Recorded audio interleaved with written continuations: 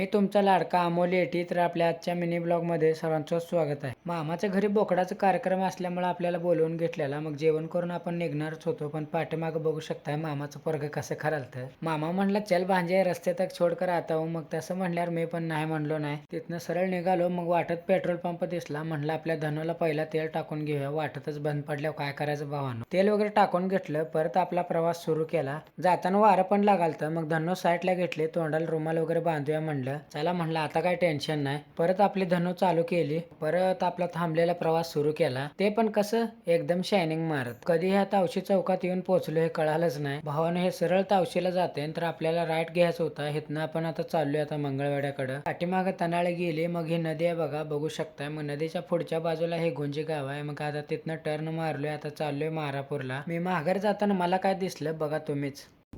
असलं फार्महाऊस भावानं मी बघितलं नाही. तुम्हाला पण दाखवतो बघा कशाचं आहे. बघू शकता किती मोठं आणि भरपूर घोडे आहेत बघा. हे फार्महाऊस बघून तुम्ही आश्चर्य व्हाल, कारण की हे तालुक्यात नाही एका गावात आहे. ते म्हणजे मारापूरमध्ये. मग तिथनं निघालो बघा सरळ आता मंगळवेढ्याकडं. तर आल्यावर राकेशला फोन करून